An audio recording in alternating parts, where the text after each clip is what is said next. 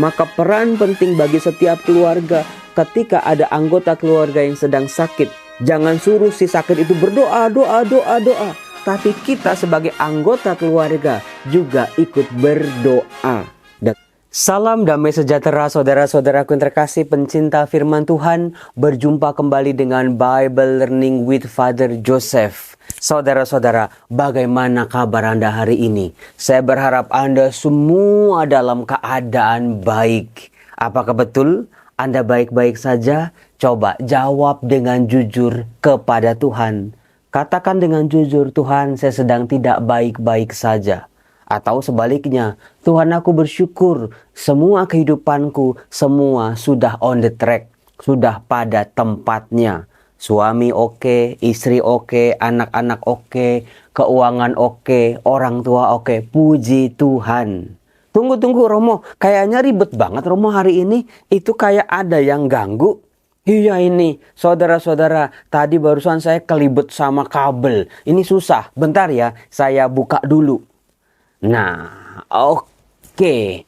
Saudara-saudaraku yang terkasih, tangan saya tadi jadi nggak bebas. Karena apa? Karena terikat sesuatu. Maka kalau Romo Yosef yang biasanya salam damai sejahtera, apa kabar? Nggak bisa lagi, terganggu. Saudara-saudara, tidak jarang hidup manusia pun fisiknya sih nggak ada apa-apa seolah-olah, tapi dia diikat oleh masa lalu yang belum selesai. Jiwanya terpenjara oleh masa lalunya. Masa lalu yang memenjarakan kehidupan kita sekarang bisa aneka macam peristiwa. Bisa keberhasilan, bisa prestasi, bisa nama baik, bisa harta kekayaan. Atau bisa juga kesedihan, kegagalan, kehancuran, keterpurukan, dan dosa.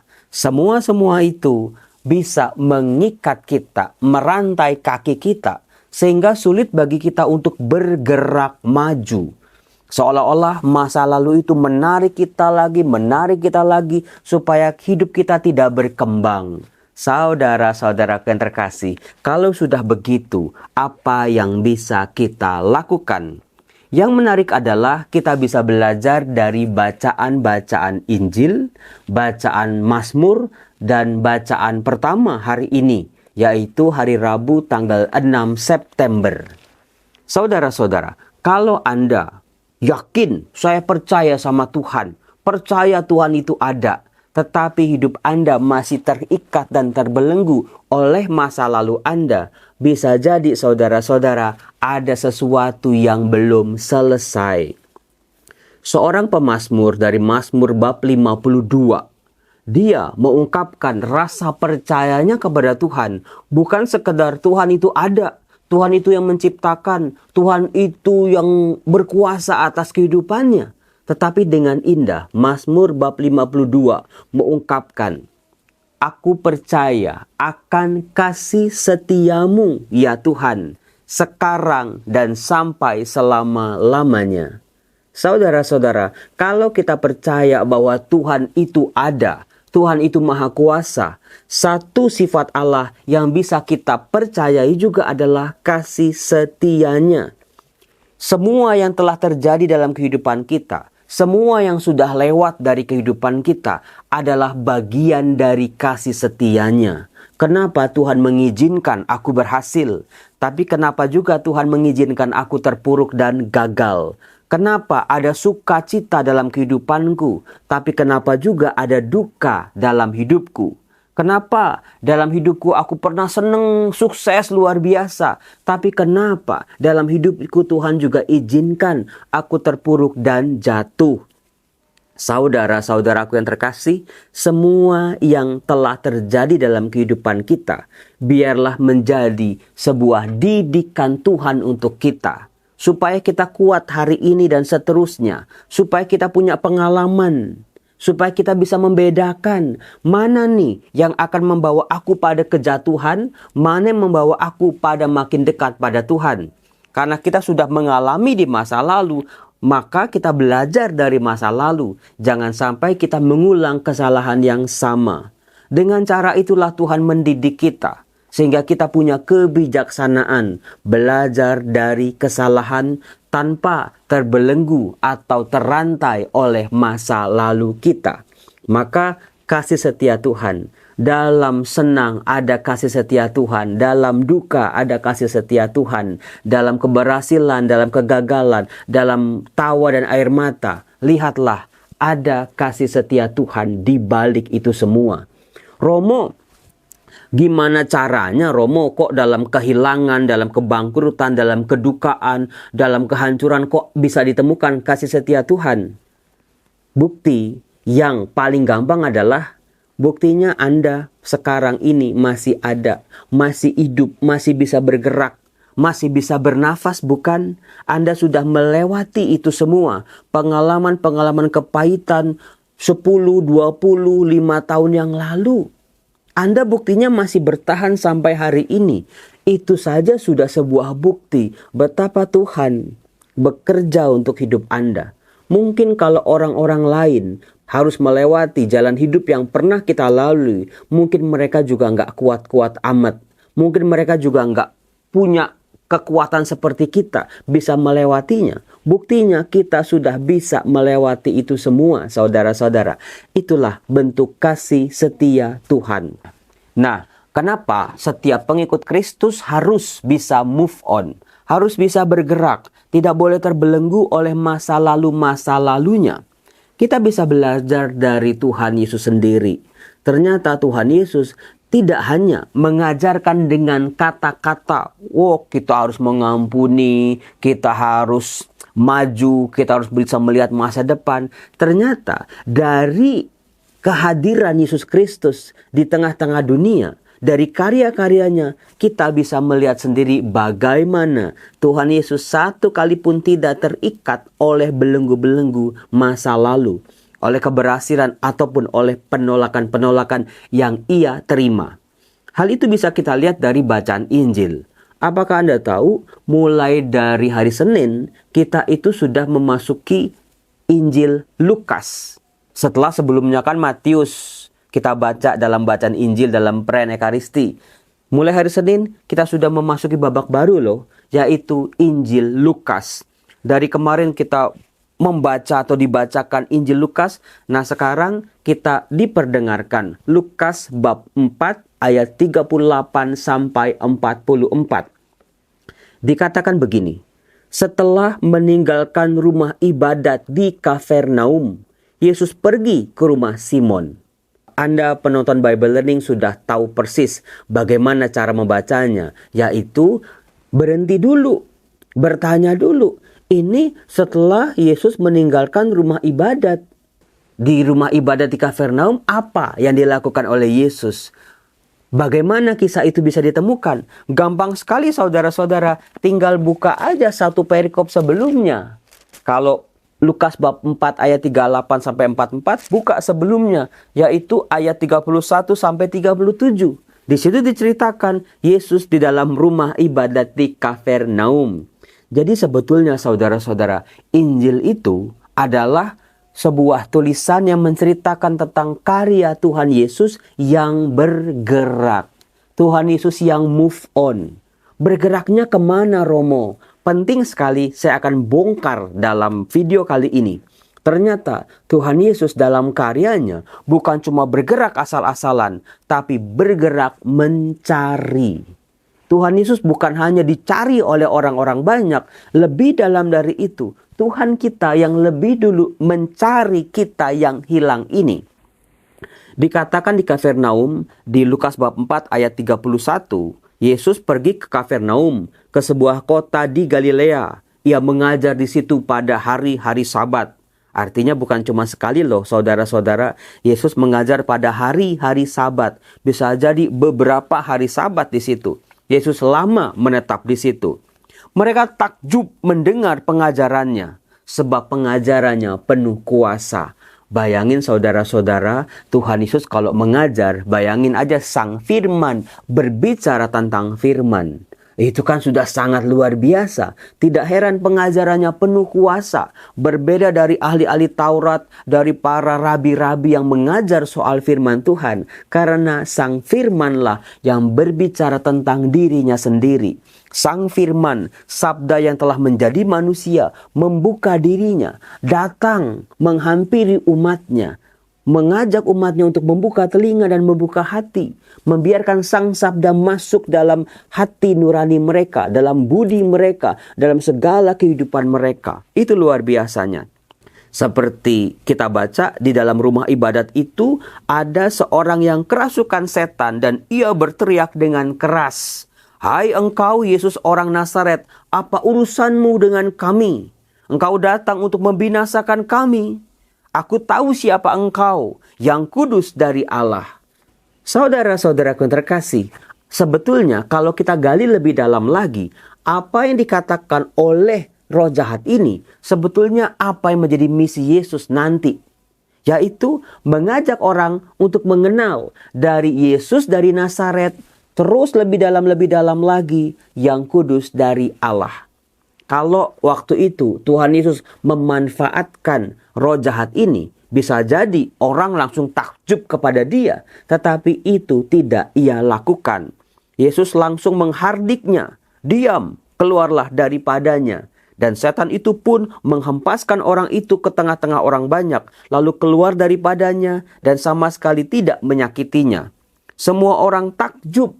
Bayangin saudara-saudara, udah berapa kali orang-orang itu takjub? Udah 2 kali. Yang pertama mereka takjub akan pengajarannya. Yang sekarang takjub kepada apa yang ia lakukan.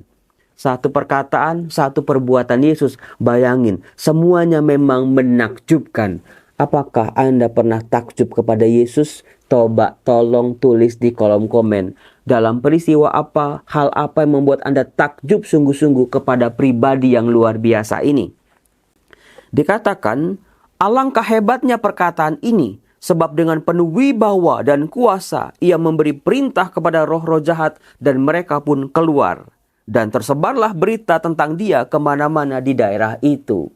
Saudara-saudaraku terkasih, seolah-olah karena kata-kata roh jahat, Yesus menjadi viral.